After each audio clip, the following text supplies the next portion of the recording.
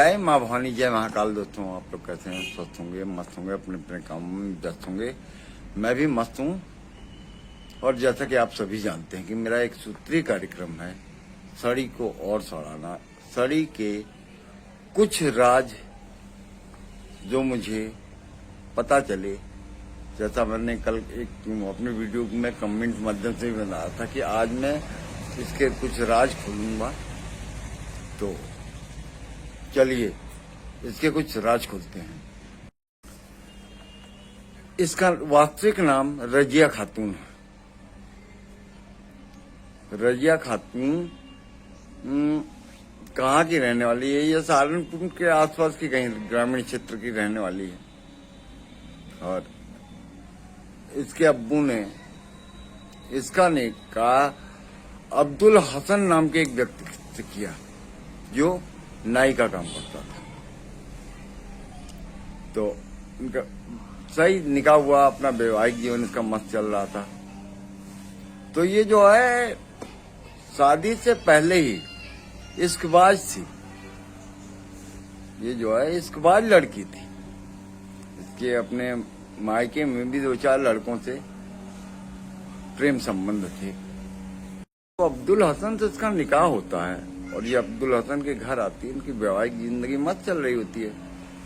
तो अब्दुल हसन बालबर था, तो उसका अपना 200-400 रुपया अपना कमा लेता था अब्दुल हसन। तो अब्दुल हसन की दुकान में उस समय एक व्यक्ति आता था। वो वहीं कहीं नौकरी वोकरी करता था, वो राधे सिंह नेगी। तो राधे सिंह नेगी उसके अब्दुल हसन के निकाह से पहले ही उसकी दुकान पे आता था। तो दोनों की अच्छी दोस्ती थी। जब अब्दुल हसन का निकाह राजिया खातून के साथ हो गया तो उसने पार्टी मांगी। तो जाहिर सी बात, भाई उसका दोस्त बना था तो या दोस्त था तो पार्टी दी गई। पार्टी दी गई तो खूब शराब वगैरह चला और पी खाई गई। उसके बाद उसकी शादी क्या मतलब इन्होंने खूब सेलिब्रेट किया पार्टी बना के। अब राधे सिंह नेगी तो इसकी दुकान पे आता ही था अब्दुल हसन की। अब उसने जब देखा कि इसकी बेगम आ गई है तो चरित्र का सही आदमी नहीं था राधे सिंह नेगी। तो राधे सिंह नेगी जब ये दुकान पे होता था तो यदा कदा उसके राधे सिंह नेगी इसके घर पे चला जाता था। वो अब्दुल हसन किराए पे रहता था। तो अब्दुल हसन की बीवी तो पहले ही कलाकार थी। तो वो बता देती थी कि भाई मेरे शौहर तभी दुकान में हैं और आप यहाँ क्या करने आए? तो कहता था आप ही से मिलने आए हैं। या राधे सिंह नेगी ठीक हो गया। तो फिर कभी सब्जी ले गया, कभी कुछ ले गया, कभी कुछ ले जाके ये आना जाना इसने अपना वहां कर लिया। और कभी ये भाभी आप बड़ी खूबसूरत हैं, ये वो, इसने अपने प्रेम जाल में उसको फंसा लिया राधे सिंह नेगी ने राजिया खातून। अब राजिया खातून और राधे सिंह नेगी का प्रेम प्रसंग चलने लगा। भाई वो मायके से ही बिगड़ी थी तो यहाँ कौन सा उससे सुधरना था। ये बातें 2-4-6 महीना चली। अब्दुल हसन को एक दिन की बात पता चली। दुकान में किसी ने बताया भाई वो जो तेरा दोस्त है तेरी दुकान में आता है, वो तो तेरे घर भी जाता है और काफी देर तक तेरे घर के दरवाजे बंद हो जाते। तेरी बीवी और वो जो है घर के अंदर होते हैं। अब उसे शक हुआ। उसने एक दिन इसका पीछा किया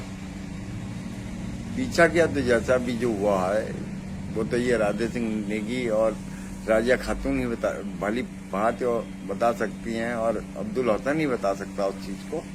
काफी बवाल हुआ। तो बवाल होने के बाद इसने कहा राधे सिंह नेगी कि भाई मैं अब नहीं आऊंगा।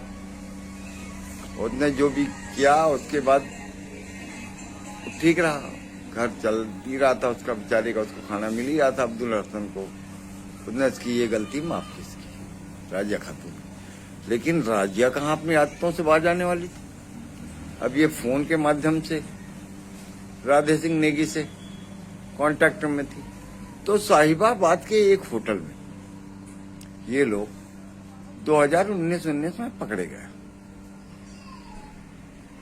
सितंबर या अक्टूबर के महीने में। एक्चुअल आने दो मेरे पास, जो आ रहा है जिसने बताया वो एक्चुअल डेट वेट बताएगा किस होटल में पकड़ी गई। तो ये 20-22 लड़कियां पकड़ी गई थी उस रेड में, जिसमें 14 लड़कियां जो हैं विवाहित थी और बाकी अविवाहित लड़कियां थी। तो विवाहितों में एक ये भी थी।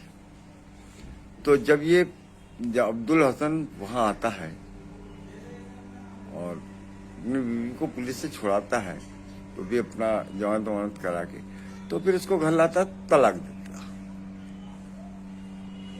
तो इस प्रकार की रहस्यमय महिला है ये अपनी वीडियो के माध्यम से राधे सिंह नेगी को अपना भाई साबित कर रही थी, क्योंकि ये वही राधे सिंह है जो बहुत सी महिलाओं पे, मंजू दीदी भी हैं, अमिता भी है, और क्या कहते हैं सिंह बेटा भी है, और एक उत्तराखंड देवभूमि भाई थे वो भी हैं, और बहुत से लोग ऐसे हैं जिनको इसने गलत कमेंट किए।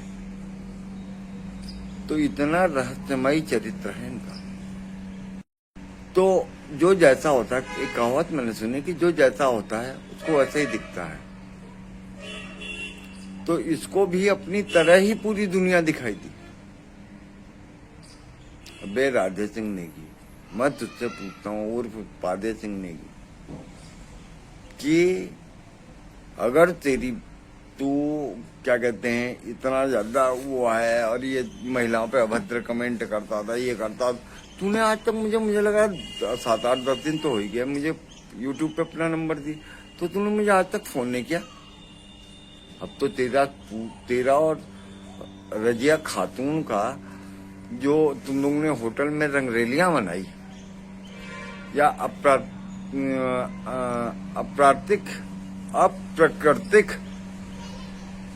जो संबंध बनाए, उसका तो उस पे तो पर्दा हट गया रे। अब क्या करेगा? अब समाज को क्या मुंह दिखाएगा? अभी जो है बड़े रहस्यों का पर्दा उठना है तुम्हारे उसमें। तुम लोग ने इतना गंदा खेल खेला यूट्यूब पे कि क्या बताएं। और तुम लोग अपने ही बुने हुए जाल में फंस गए। देर रहस्यमयी थे और अपना तो गंगा जल के धुले बनने थे तुम लोग। अभी तो तुम्हारा एक अध्याय खुला, भी बहुत से अध्याय आएंगे।